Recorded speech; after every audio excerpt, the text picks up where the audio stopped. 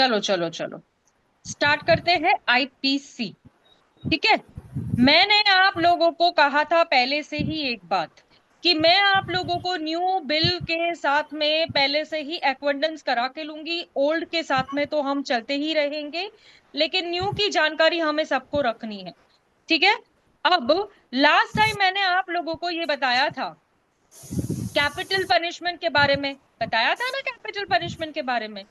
अब new bill को omit करके जो provisions of the offences of adultery है, this is in line with the Supreme Court की रूलिंग है यहाँ पर, जहां पर Joseph Shine versus Union of India, जहां पर 497 which criminalized adultery was held to be unconstitutional। आप लोगों को पता है ना अभी अडल्ट्री का क्राइम है क्या, 497 क्राइम है क्या बेटा? तो न्यू बिल में उन्होंने ये केस लॉ जो है 2018 की रीसेंट केस लॉ थी, जिसमें Joseph Shine versus Union of India, जिसमें सेक्शन 497 आईपीसी को लेकर उन्होंने कहा कि ये तो अनकॉन्स्टिट्यूशनल है ना पूजा। अनकॉन्स्टिट्यूशनल का मतलब आप जानती हो, अडल्ट्री ऐसा क्राइम होता है जब कोई मर्द अपनी वाइफ होते किसी और के साथ में संबंध बनाता है, तो that is also adultery. Correct? समझ रही हो बेटा? क्लियर हो रहा है आप सभी को? मैडम सिमिलरली 497 तो अभी नहीं ना। अभी नहीं है, वो अनकॉन्स्टिट्यूशनल डिक्लेयर हो गया। Ma'am please repeat. लेकिन क्यों होगा मैडम ऐसा अनकॉन्स्टिट्यूशनल, ये नहीं समझ में आया मैडम। आपको बताऊंगी मैं। इसके लिए मैं आप लोगों के साथ में 2018 2019 के न्यू लॉज शेयर कर रही हूं। ये आप लोग है ना, मैं आपको क्लियरली बोल रही हूँ, ये आप समझ के चलिए यहां से। ठीक है, क्यों अनकॉन्स्टिट्यूशनल डिक्लेयर किया, ये केस लॉ में क्या बोला गया था। चलो मैं आप लोगों को एक होमवर्क देती हूँ, Joseph Shine versus Union of India का केस लॉ आप करके आएंगी। ठीक है। Ma'am ma'am ma'am excuse me. हाँ हेलो बोलो बोलो बोलो मैम बोलो। प्लीज। मैम प्लीज फिर से रिपीट कीजिएगा ये पॉइंट।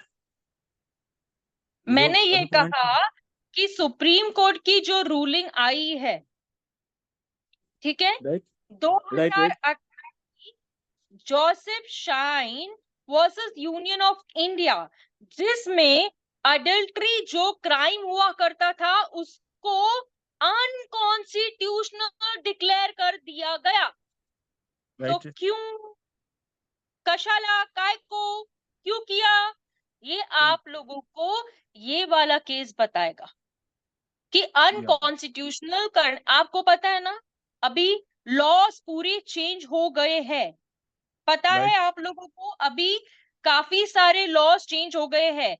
एक्सटर्नल अफेयर रखता है हस्बैंड किसी लड़की के साथ में, चलता है। लिव इन रिलेशनशिप में रहता है, चलता है। अपनी पत्नी के साथ में संबंध बनाने के साथ साथ किसी और लड़की के साथ संबंध बनाता है, चलता है। अगर लड़की 18 से ज्यादा है और वो कंसेंट देती है तो उसको रेप नहीं कहा जाता। लड़की अगर शादीशुदा है, लड़का और लड़की शादीशुदा है, अगर लड़की फिर भी जाके लड़के के अगेंस्ट रेप केस करती है तो नॉट अलाउड, वो रेप नहीं माना जाएगा, वो रेप नहीं माना जाएगा।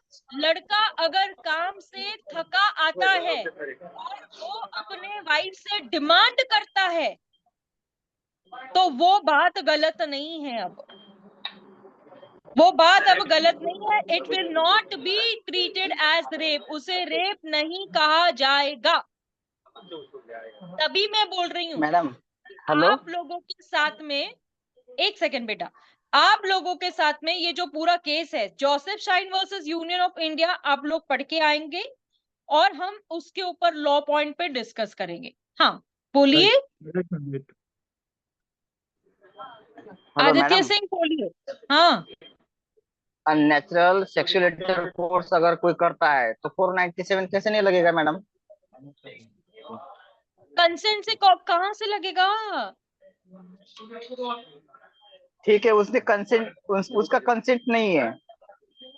हाँ कंसेंट नहीं है तो रेप केस होगा ना। लेकिन अगर वाइफ के साथ में, मैंने क्या बोला, आप अपने पत्नी के साथ में बिना उसके मर्जी के, बिना उसके संबंध के आप उसके साथ में शारीरिक संबंध बनाते हो तो उसे रेप नहीं कहा जाता। बेसिकली मैरिटल रेप का कॉन्सेप्ट हटा दिया गया। Marital rape is deleted.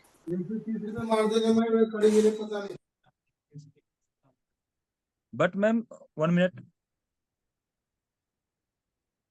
बोलो बोलो बोलो। मैम जो आपने बताया कि अगर कोई शादीशुदा है और किसी और के साथ संबंध रखता है तो उसमें सर मैम कोई तो क्वेश्चन मार्क होगा ना। सुनो ना, हम लोग जो अडल्ट्री को लेके बोलते हैं कि शादीशुदा या मैम, होने के बाद में उसने एक्सटर्नल अफेयर रखा है और राइट उस लड़की का कंसेंट है, समझो, right adultery will right be only the ground for an divorce petition डालने का अडल्ट्री के ग्राउंड पे। बाकी आपको कोई सजा वजा नहीं मिलने वाली। अब मैंने खुलेआम आपको 3 शब्द कहे, live in allowed, extra marital affair allowed, wife के साथ में उसके बिना मर्जी के संबंध बनाओ अलाउड। मैरिटल का जो कॉन्सेप्ट है ना उसको पूरा माइनस कर दिया। Right right, thank you ma'am. Similarly, in the pursuant of the Supreme Court and animals reading down the section 377 of IPC, as far as criminalize same-sex relation between consenting adults, gay, lesbian section जो हम लोग पढ़ के आए हैं, same sex relation अगर consent है उसमें आपको ये 2018 का केस है नवतेज सिंह जौहर वर्सेस यूनियन ऑफ इंडिया 2018। मैं आप लोगों को करंट अफेयर्स से भी अवगत करा रही हूं। लीगल करंट अफेयर्स जो है अभी वो भी मैं आप लोगों को यहीं पे क्लियर करती चल रही हूं। The propose legislation does not include any punishment for unnatural sex offenses against men. Sexual offenses such as rape have been defined under the bill as an act by a man against a woman or a child. इसको लेकर आप लोगों को नवतेज सिंह जौहर versus Union of India का case पढ़ना है जिसमें unnatural sex के बारे में बताया है, रेप के बारे में डिस्कस किया है और इस बिल में यह बताया गया है कि अगर कोई वुमेन के अगेंस्ट रेप होता है तो वो कैसे माना जाएगा। अब इसके अंदर आप देखेंगे एक्सेप्शंस है। इस प्रोविजन को उन्होंने लीगलाइज करने के लिए मैरिटल रेप के कॉन्सेप्ट को बदलने की कोशिश करी है। क्यों? एक पति जो है वो थका आ रहा बेचारा काम से सारी टेंशन लेके अपने सर पे बैठ के आता है घर में और बीवी बोलती है मूड नहीं है, तो वो उसका कसूर है। अगर हस्बैंड उसके साथ में जबरदस्ती भी करता है तो भी रेप नहीं है, तो भी रेप नहीं है। तो सेक्शन 63 को डिफाइन जो किया गया है offences of rape, sexual intercourse, sexual acts by an man with his own wife, अपनी पत्नी के साथ, wife not been under the age of 18, अगर 18 साल के कम की नहीं है तो उसे रेप नहीं माना जाएगा। अच्छी बात है ना, अच्छी बात है ना। क्या मर्द ही बेचारा बैठ के पिसता जाए क्या? रिकवरी वारंट निकालो, जेल में डालो, उसको प्रॉब्लम दो, जेल में डालो। क्या बेचारा हस्बैंड ही बैठ के पिसे? उसके पास ऑप्शन क्या है? सेक्शन 9 लगाओ। अरे सेक्शन 9 लगाने के बाद भी रिकवरी स्टॉप नहीं होती, पैसा देना ही पड़ता है। मरो कुछ भी करो, ऐसा किधर कानून बनाया है कि मैन को पैसे नहीं देने का है वाइफ को? अगर वाइफ कमा रही है तो नहीं देने का है, नहीं तो आपको देना ही पड़ रहा है ना। बेचारा मरता तो कौन है? मर्द ही मर रहा है ना। समझ रहे हो? Yes ma'am. मैम अगर बच्ची 18 साल से कम की है तो 16 इयर्स के एज में पहले क्या होता था? रेप माना जाता था। पहले शादी होती थी मैडम। पहले तो 12 साल में पहले तो 12 साल में भी शादी हो जाती थी, लड़की बड़ी हो गई, तो ढोल मैम बजा यहाँ लो। पे पॉक्सो नहीं लगेगा क्या? क्यों नहीं मैम यहाँ लगेगा? पे पॉक्सो लेकिन नहीं आप लगेगा? बेटा, इसके लिए मैं आपको बोल रही हूँ, पहले आप पढ़ो। Without coming to the conclusion, मेरा बच्चा, you need to understand the concept first. Don't jump. We are here.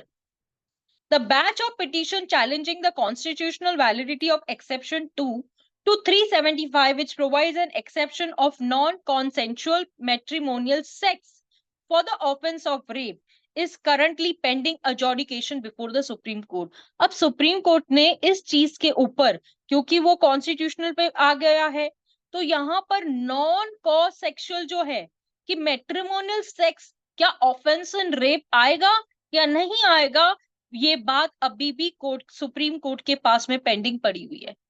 जो आप लोगों का कॉन्सेप्ट है ना मैम, 18 साल के ऊपर, 16 साल, 12 साल, क्योंकि हम लोग मर्डर के केस में तो बोलते हैं ना कि अगर 8 साल के ऊपर के बच्चे को समझ रहा है कि मर्डर हुआ है, मर्डर है, तो उस हिसाब से होगा, है ना। हमने पिछली आईपीसी जो पढ़ी है, ले चल रही हूँ वहां भी, टेंशन मत लो, ठीक है।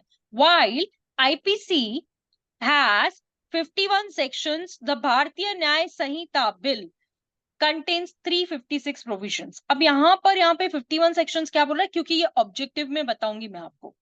आईपीसी को ड्राफ्ट किया गया बहुत पुराना टाइम में, कॉलोनियल टाइम्स था, जब ब्रिटिशर्स बैठे हुए थे, वो लैंग्वेज ऐसी थी, वो कॉन्सेप्ट ऐसा था जो कि एक्यूरेट नहीं था, जिसमें सोशल नॉर्म्स को लेकर, वैल्यूज को लेकर कहाँ पे है, कहीं पे भी नहीं है। आज इंडिया में जो हो रहा है वो पहले हुआ करता था क्या? नहीं हुआ था। तो earlier code was drafted in interest of the, किसको लेकर? ब्रिटिशर्स को प्रोटेक्ट करने के इंटरेस्ट को लेकर आईपीसी बनाई गई थी। Crimes like treason, robbery, attack on the government officials were given more significance as opposed crimes like homicide and against women. हम लोगों ने जब आईपीसी पढ़ी तो उसमें क्या देखा? Culpable homicide amounting to murder, culpable homicide not amounting to murder. बस किसी भी आप लॉ स्टूडेंट को पूछ लो, मैम वही तो होता है, वही तो होता है, बाकी क्या है? बट वाई क्यों? सिर्फ उतना ही कॉन्सेप्ट नहीं होता बेटा, वही नहीं है आप लोगों के लिए। तो यहाँ पर गवर्नमेंट ने क्या कंसिडर किया, जो एग्जिस्टिंग लॉज है, जो पढ़ रहे हो, जो पिछला आप पढ़ रहे हो, relevant to the contemporary situations. अब सिचुएशंस बदल रही है, स्पीडी जस्टिस होना चाहिए कॉमन मैन को लेकर। कब तक कोर्ट, कब तक ये सब कुछ? दैट्स वाई उन लोगों ने ये सोचा कि चलो भाई ये सब चेंज करने की करते हैं। तो यहाँ पर मर्डर को लेकर जो ऑफेंस कवर होता था 302 में, आप एक बच्चे से पूछ लो, वो बोलेगा 302, अरे मर्डर है, मालूम नहीं है क्या तेरे को? 302 मर्डर होता है, ठीक है। तो उसको अगर अपन ने प्रोविजंस में कवर किया है, तो 101 जो ये बिल है, the punishment is life term और डेथ सेंटेंस, जो कि चेंज नहीं हो सकती। तो ये बिल में ऐसे कहा गया है कि when a group of 5 or more persons acting in the consent commits a murder on the ground of race, caste, इन सब चीजों को लेकर अगर मर्डर किया जाता है तो पनिशमेंट देखो क्या है, डेथ है, imprisonment for life है, imprisonment for a term not less than 7 years and also liable to fine। लेकिन एडिशन क्या किया यहाँ पर? Race, caste, sex, place of birth, language, personal belief, इसको ऐड कर दिया गया 302 में। अब 302 नहीं होने वाला, इसको कवर किया है इन्होंने इस प्रोविजन के अंदर, जो कि सेक्शन नंबर क्या होगा? 101 के प्रोविजन में बताया है। अब ठीक है, अब देखो सेक्सुअल एक्सप्लॉयटेशंस होती है। मैं आपको मेरे एक केस बताती हूँ। मेरे पास एक बंदी आई, ठीक है, वो एक होटल में काम करती है एज अ मैनेजर। समझ के लेना मैं क्यों बोल रही हूँ ये बात, ठीक है। अब क्या होता है, होटल के मैनेजर्स जो होते हैं, आपको जो दिखता है वो होता नहीं है, ठीक है। एक इन लोगों का बहुत बड़ा चेन रहता है, बहुत सारे लोग काम करते हैं, ठीक है। अब उस लड़की के साथ में कुछ लोगों ने रेप किया, ठीक है, और उसमें काफी अच्छे बिजनेसमैन और वहां के डायरेक्टर्स भी शामिल थे।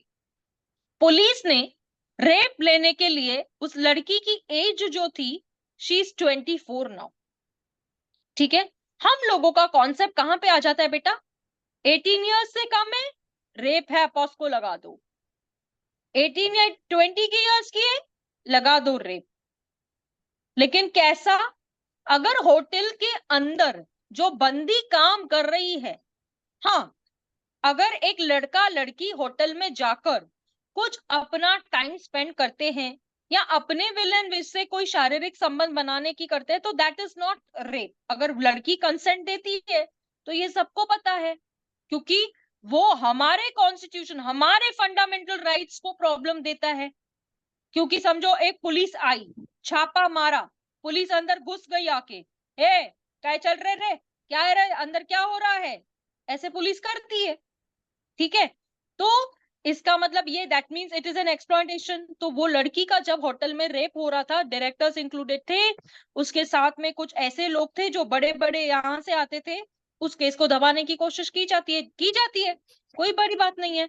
लड़की का रोना धोना ये सब करके उसका मेडिकल टेस्ट करवाने के बाद में रिजल्ट आ गया कि उसका रेप हुआ है। ठीक है, अब एफआईआर बन गई, एफआईआर बन गई। एफआईआर बनने के बाद में फटाफट उन्होंने क्या किया, एंटीसिपेटरी बेल ले लिया, क्योंकि उन लोगों का गुडविल बहुत अच्छा था, वो बहुत पैसे वाले हैं, डायरेक्टर है बाबा, और उसके बाद में बहुत सारा पैसा है उन लोगों के पास। करेक्ट, महेश ये बात में तो क्लियर कट आंसर करेगा कि अंदर जाने के बाद में, महेश आप अपना माइक ऑन करो बेटा। क्या है ना, हाँ, यरोड़ा जेल में योर राइट। जाने के बाद में, यरोड़ा जेल में जाने के बाद में महेश, हम लोगों को कैसा पैसा चलाना पड़ता है अंदर, बराबर है, पैसा पैसे पे ही काम होता है, सब झोले सब। और आप मुझे बताओ महेश की फोन का कैसे चलता है उधर, महेश बताएगा, चलो जल्दी महेश। फोन दो, जो बाहर के लोग रहते हैं पैसा लेके अंदर फोन भिजवाते, हाँ, और वो बाहर बात के करो। लोग जो है वो अंदर ठीक है, लेके फोन हायर लो। भिजवाते हैं। तो जो कैदी होता है, जो अक्यूज होता है, क्या वो फोन पे बात कर सकता है? हाँ, पैसा दिया तो कर सकते हैं। कितना पैसा लगता है? पैसा जैसे दे सकता है वो लेता है, फोन से बात करवाता है। एक दिन फोन भी पकड़वाया था ना, पेपर में न्यूज था। वो तो पुणे के पेपर में न्यूज आया था कि फोन पे मैम पकड़ने के जनरली, वजह से उनको ये किया गया लेकिन है। फोन अंदर, एयरपोर्ट का सुरक्षा इतना कड़क है, फिर उसके बावजूद जाता है तो फौजदार लोग रहते हैं ना, हाँ वो हाँ, देते हैं। और जो पीएसआई वगैरह है, वो खाली देखते रहते हैं, उनको भी हफ्ता मिलता है ओके। सब। और ट्रांसफर कैसे होता है? अगर पैसा चाहिए अंदर, महेश पैसा हाँ, चाहिए अंदर, तो वो ट्रांसफर क्या कैसे करते होता है? हैं, अगर मानो मैं आपका भाई है, मैं अंदर है, तो मेरे को 5,000 रुपए चाहिए, मनी ऑर्डर देर से आता है, इसलिए लोग क्या करते हैं, गूगल पे करते हैं। अंदर से एक बाबा रहते हैं, फौजदार, उसके उसका किधर से बाहर गूगल पे नंबर रहता है, अंदर वाले को नहीं पता चलता, खाली घर गूगल वालों को पे पता था, करो, इस नंबर पे पैसे भेजिए, 5,000 रुपए चाहिए। अगर मेरे को 5,000 भेज दिए तो 2,500 रुपए वो लेते हैं, ढाई समझा हजार ही क्या? देते हैं अंदर समझा इस्तेमाल क्या करने के होता है लिए, जेल के कैंटीन। अंदर? अगर हाँ, मनी ऑर्डर जाने के सब लिए जगह बहुत टाइम जाता है तो गूगल टाइम पे का लगता है। हाँ, ऑप्शन यूज किया जाता है जेल के अंदर। आपने 5,000 भिजवाया है, आपको सिर्फ 2,500 रुपया मिलेगा। किसको? आपको, 10,000 मतलब भेजवाया जो जेल 5 ही के अंदर मिलेगा। कैदी है। 1 लाख हाँ, भेजा तो 50,000 ही मिलेगा, आधा वो खा 50,000 जाते ही हैं, और मिलेगा। सब मिल बांट के खाते हैं। और बाकी के पीएसआई बीएसआई रहते हैं ना, डीपी का मेन रहता है वो, हर सर्कल में। हम्म, इतने 3 सर्कल है उधर, 3 सर्कल में 8-8 बराक है। उसमें क्या रहता है, ये फौजदार लोग रहते हैं ना, उनको देते हैं, उनको कायदे का नॉलेज नहीं रहता ना, उनके ऊपर देते हैं हाँ, लगा के, और वो भी शांति से खा लेते हैं सब मिलके। और सबको सब मालूम रहता है, वो कैंटीन का सामान मिलता है सब उधर, मतलब जिस एक किसको एक सिगरेट अगर मुझे बताओ कि एक बिस्लरी की बोतल अगर अपन खरीदने जाते हैं तो कितने को मिलती है? नहीं, उतना ही पैसा उतना ही लगता है, लेकिन पैसा खा जाते हैं ना। पहला पहला अगर तुमने मेरे को 50 भेजे तो 25 ही आते हैं ना। बिस्लरी का बोतल सब सब मिलता है उधर, जो चाहिए ना, कैदी को किसको सिगरेट चाहिए, गाय छप चाहिए, सब मिलता है, उतने ही प्राइस में मिलता है। बट वो पैसा खा जाते हैं ना, 25 का। पैसा बीच में प, खा जाते हैं। आप हाँ, सुनो यहाँ पे महेश क्या बोल रहा है, लॉ क्या पढ़ रहे हो, जेल के अंदर होता क्या है। सिगरेट कैदी को चाहिए, तंबाकू चाहिए, गाय छाप सब सब चाहिए, सब मिलता मिश्री चाहिए, गांजा भी और क्या मिलता है, रहता है, माणिकचंद चाहिए, ड्रग्स चाहिए, क्या भी गांजा चाहिए आप लोगों को? गांजा बिंजा सब मिलता गांजा, है, वो गांजा सब सब जो सब मिलता चाहिए है। ना वो मिलता है। जेल के अंदर गांजा का आप रेट लोगों थोड़ा को ज्यादा ये है, सब फैसिलिटी मिलती है। जेल सब के मिलता अंदर है, आप लोगों को ये सब फैसिलिटी मिळती है। खाली नाही पैसा चाहिए, गांजा वगैरे पैसा मिळत नसेल ना, गांजा मिळत नसेल. नाही नाही हा, भेटतो ना, जाऊन आलेलो आहे आतमध्ये, सगळं भेटतो, सगळं भेटतो, मी असं नाहीये, पत्रकारांसोबत सब जाऊन मिलता है। आलेलो आहे. हाँ, सब मिलता है, सब सब सब मिलता है अंदर। तो मैं यहाँ पे आपको इस और तरफ से लेके तो आ रही हूँ कि सेक्स एक्सप्लॉयटेशन का ऐसे हुआ था। रेप केस होने के बाद में उस लड़की के ऊपर एफआईआर होने के बाद क्या हुआ, अभी तक वैसे का वैसा चल रहा है, अभी तक वैसे के वैसा ही चल रहा है। और चार्जशीट आने तक के बाद भी आज दिन तक वो बेचारी कोर्ट में आ रही है, बट अभी तक उसको कुछ जस्टिस नहीं मिला है। तो जो भी यहाँ पर in pretext of marriage, job, promotions, concealing identity will be considered as crime, इनमें से कुछ भी है उसको क्राइम माना जाएगा। पहले ये लोग क्राइम लेने के लिए कितना त्रास देते थे, कितना तकलीफ देते थे, कितना परेशान करते थे। दैट्स वाई इन्होंने ये न्यू बिल के एडिशनल लॉज लेके आए हैं अपने लिए। ओके, तो सिग्निफिकेंट एडिशंस इन न्यू लॉ हम बाद में देखेंगे, अब मैं आप लोगों को ओल्ड लॉ की तरफ ले जाऊंगी। ठीक है, यहां तक तो मुझे नहीं लगता है कि कुछ मैंने पीएचडी में बात की है और आपको नहीं समझ में आया होगा, नॉट पॉसिबल। कल मैंने आप लोगों को ये बताया था। अब हम देखेंगे क्राइम क्या होता है। ठीक है, crime is an unlawful act punishable by law as forbidden by statute, injuries to public welfare. इसमें फंडामेंटल प्रिंसिपल्स क्या है, देखो, act is not a crime, ऐसा कोई एक्ट करना वो कोई क्राइम नहीं होता है। Act is not a crime unless, जब तक उसे punishable by crime particular law के अंडर नहीं आता, तब तक कोई भी ऐसा नहीं है। समझो एक रोड पे चल रहे थे, लड़के ने आंख मारी और लड़की वहां से चली गई, तो क्या वो क्राइम है? रोड पे खड़े थे, लड़का वहां 354 पे मैम, खड़ा था। हाँ, 354। 354, बट इफ क्राइम नहीं, हाँ, क्राइम नहीं मॅडम, मैं कारण की त्याचा ये उद्देश कोई नव्हता. क्राइम नहीं है। 354 अगर लड़की लगाएगी जाके तो, वरना कौन सा क्राइम बेटा? तो act no is ma'am, not a फिर तो कोई क्राइम, नहीं। Act is not a crime, समझा अभी? जब अनलेस तक सामने वाले पनिशेबल को अंडर ऑफेंड पर्टिकुलर नहीं लॉ, होता। Yes ma'am. unless punishable under particular law, no person can be punished without the authority of law। किसी को भी उठा के पनिशमेंट देंगे क्या? ये क्या घर में है क्या? चलो उठक बैठक करो, मम्मी उठक बैठक कराएगी, ये कोई पनिशमेंट है क्या? जब तक लॉ के अंडर नहीं आता तब तक उसमें नो पनिशमेंट होगी। ठीक है, no person can be punish, किसी को भी ऐसे ही पनिशमेंट नहीं दिया जाएगा अनलेस एंड अनटिल उसने कोई क्राइम नहीं किया है। Act done before the enactment can not be punish after the enactment of law. अब देखो आप लोग जो 2023 में, आप सोचो ना कि 2023 में वो कितना कुछ चेंज करने के पीछे पड़ा है। तो यहाँ पर हम फंडामेंटल और बेसिक 4 एलिमेंट्स देखेंगे। ह्यूमन बीइंग क्या क्या होता है। The word human being has not define in IPC, human being को आईपीसी के अंदर कहीं पे भी डिफाइन नहीं किया। तो इन्होंने 223 में क्या किया पता है? न्यूट्रल कर दिया, न्यूट्रल, है ना। The word men and women has been defined under section 10 में सेक्शन नंबर 10 को मेन एंड वुमेन को डिफाइन किया गया है। Human being commits a wrongful act to fulfil the first element of crime. अगर ऐसा कोई रॉन्गफुल एक्ट किया जाता है तो आप किस में आते हो? पहले एलिमेंट ऑफ क्राइम में आते हो। इसका मतलब क्या है? नॉन लिविंग थिंग्स और animals are not considered, non living things, plants जो है, पत्ते हैं, है ना, झाड़ है, उनको इसमें क्या किया गया है? ह्यूमन बीइंग में कंसिडर नहीं किया गया है। एनिमल को नहीं किया गया है। ह्यूमन बीइंग में कौन कौन आता है? कौन कौन आता है? ह्यूमन बीइंग में जीता जागता इंसान मैन वुमेन आता है, सेक्शन नंबर 218 और सेक्शन नंबर 235। करेक्ट करेक्ट, आ रही हूं मैं, आ रही हूं। ही मस्ट नॉट इन्फेंट और इंसेन पर्सन, वो ना ही पागल होना चाहिए। There must be a normal adult human being, कोई अडल्ट होना चाहिए, बड़ा होना चाहिए, ह्यूमन बीइंग होना चाहिए जिसने क्राइम किया है। He must under a legal obligation, देखो हर किसी को कानून को ओबे करना है, लॉ इसीलिए बनाया गया है। सर्टेन पर्सन्स आर एग्जेम्प्टेड, आपको पता है ना, प्रेसिडेंट ऑफ इंडिया को बुलाया नहीं जाता है कि आओ कठेरे में खड़े रह के इसका सवाल का जवाब दो।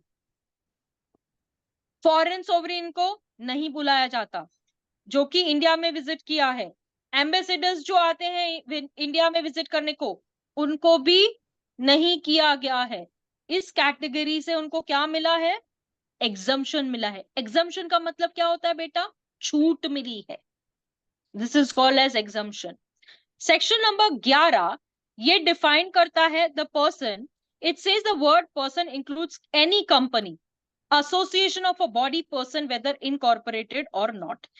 यहां पर मैं आपको बता दूं कि जो सेक्शन नंबर 11 है वहां पर भी पर्सन के बारे में बताया गया है। तो पर्सन क्या क्या बोला जाएगा यहाँ पे? कंपनी आ जाएगी। और क्या आ जाएगी? कंपनी क्या होती है बेटा?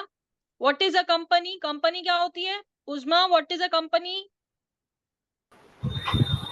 कंपनी आर्टिफिशियल पर्सन, जहां पर कोई लोग मिलके कोई काम करते हैं, दैट इज अ कंपनी, जो कि एक artificial yes ma'am, body form होती है जिसमें association of body of persons weather incorporated और नॉट, यानी कि वो कंपनी रजिस्टर्ड है नहीं रजिस्टर्ड है उसका कोई संबंध नहीं आता, पर वो कंपनी के अंदर आ जाती है। ठीक है। The word person includes artificial और जुरिस्डिक्शनल पर्सन। अभी देखो आर्टिफिशियल का मतलब क्या होता है, यहाँ पे कोई पुतले की बात नहीं की गई है बेटा। क्या आप बोलेंगे आर्टिफिशियल का मतलब तो मैम पुतला ही हो गया ना? नहीं, आर्टिफिशियल का मतलब क्या हो गया? अगर कंपनी है, वहां के लोग हैं, तो वो आर्टिफिशियल है ना। काम कौन कर रहे यस हैं? मैम, लोग कर रहे हैं। चला क्या रही है? कंपनी है। उसमें कौन होते हैं? डायरेक्टर होते हैं। उसमें कौन होते हैं? सेक्रेटरी होते हैं। उसमें कौन होते हैं? मैनेजर्स होते हैं। तो वो सब इंक्लूड हो गए। और जुडिशियल पर्सन्स में कौन आ गए? हम सब आ गए, है ना। गवर्नमेंट एम्प्लॉयज आ गए, सब जुडिशियल में आ गए। तो यहां पर देखो ये केस लॉ है। इन मैसर सिंडिकेट ट्रांसपोर्ट प्राइवेट लिमिटेड 1965 का बॉम्बे हाई कोर्ट का केस लॉ है, जिसमें उन्होंने कंपनी के ऊपर clarification the. Company can not be held guilty, company को आप गिल्टी नहीं मान सकते। कंपनी उठ के किसी का मर्डर नहीं करेगी, कंपनी उठ के किसका रेप नहीं करेगी। लोग चाहिए, समझ रहे हो ना। तो those crimes which are can be committed only by human being, man woman, मैंने आपको बताया ह्यूमन बीइंग का मतलब क्या होता है? Man women, man women. तो यहां पर जो रेप हो गया, बाइगमी के ऑफेंसेस जो हो गए, मर्डर जो हो गया, सिमिलरली कंपनी जो है वो आप उसे नहीं कह सकते कि कंपनी गिल्टी है। कंपनी ने रेप किया, कंपनी ने मर्डर किया, कंपनी ने बाइगमी की, नहीं, बिल्कुल नहीं, उनको गिल्टी नहीं माना जा सकता। लेकिन क्राइम्स जो कि पनिश किए जाएंगे bye death, imprisonment, but cannot, company can not be held guilty. लोगों को पनिशमेंट दी जाएगी जिसने किया है। आर्टिफिशियल पर्सन में जिस लोग ने किया है उनको पनिशमेंट दी जाएगी, कंपनी को नहीं। Those crimes which are punished exclusively और अल्टरनेटली विथ फाइन, ऐसे क्राइम्स जिसको पनिश किया जाएगा विथ फाइन ऑल्सो। ठीक है, कोई यस डिफिकल्टी यहां तक? No section ma'am, number 10 clear, section number 11 clear. अब यस मैम, मेंस रिया और गिल्टी माइंड के ऊपर हम पीएचडी करेंगे यहां से। मेंस रिया क्या होता है, गिल्टी माइंड क्या होता है, बहुत कुछ डिटेल में बताऊंगी आपको। हर सेक्शन के पीछे मेरा एक केस लॉ रहता है, हर सेक्शन के पीछे। छोटा सेक्शन होने दीजिए, बड़ा सेक्शन होने दीजिए, मैं हर सेक्शन के पीछे एक केस लॉ बताती हूँ। आप मेरे नोट्स चेक करेंगे ना, मैं आपको बिल्कुल दिखाऊंगी। आप में से किसी को डिफिकल्टी है, नहीं समझ रहा है, मेरी भाषा का उपयोग नहीं समझ रहा है, तो प्लीज मुझे बताएं। आ रहा है मैम समझ। क्योंकि बेटा अभी मेंस रिया स्टार्ट करूंगी तो वो पूरा डिटेल में सिखाना है मुझे। मैम 2 ही मिनट बचे हैं। इसलिए मैं बोल रही हूँ आज का लेक्चर आपको समझ में आया? किसी को यस डिफिकल्टी, मैम। किसी को प्रॉब्लम तो प्लीज मुझे बताएं। बलवीर ने कह दिया ओके, चलो नेक्स्ट। मैं आपको मेंस रिया के ऊपर ना आपको पीएचडी करवाऊंगी, इतना प्रॉमिस करती हूँ मैं आपको। आदित्य सिंह ने यस बोल दिया, थैंक यू। बाकियों को नहीं आया, सिर्फ 2 से 3 जने ही बोल रहे हैं। हमारे क्लास में इतने सारे जने बैठे हैं भाई। मैम मेरा एक क्वेश्चन है। Hello yes. मैम, मेरा एक क्वेश्चन है कि जो अगर प्रेसिडेंट ऑफेंस करता है, ठीक है, वो कोई क्राइम करता है, तो ऑफ कोर्स उसको डायरेक्ट तो कटघरे में उसको नहीं ला सकते हैं पूछताछ करने के लिए। Correct correct. तो उसका एक स्पेशल प्रोविजन होता है उसको प्रेसिडेंट को ये करने के लिए। इसीलिए मैंने आपसे कहा ना कि आप मुझसे डिटेल में पढ़िए कृष्णा जी, डिटेल डिटेल। यहाँ पर मैं आपको शो करूं, ये तो कुछ भी नहीं है। ये जो आप यहाँ पे नोट्स देख रहे हो ना, यहाँ पर मैं आप लोगों के डाउट्स और एवरीथिंग मैं ऐसे क्लियर करूंगी ना कि आपके दिमाग में एकदम ऐसे बिठा दूंगी कि एग्जैक्टली रियल क्या होता है। और इसलिए मैंने आपको जेल की बात करवाई यहाँ पे। इसीलिए मैंने कहा महेश से आप बताओ जेल में होता क्या है। तो मैं आप लोगों को विथ बोथ कॉन्सेप्ट क्लियर करने वाली हूँ। आपका जो लीगल कॉन्सेप्ट है, जो कोर्ट कॉन्सेप्ट है, और रियल जो आप पढ़ रहे हो वो कॉन्सेप्ट है। आप मुझे जो बोल रहे हो ना, I will clear, I will show you here. Camera proceeding होती है वो उसमें सीआरपीसी। अभी नहीं, लेट हिम अटेंड रेगुलरली तो उन्हें पूरा कॉन्सेप्ट समझ में आ जाए। अभी नहीं मैम बताएंगे। ठीक है, चलो फिर कल मिलते हैं सेम टाइम। मैम मैम ये प्लीज बोल दीजिए कि अभी टीपी की क्लास लेनी है, वरना फिर आधे बच्चे गायब होते जाएंगे। नहीं नहीं लेनी,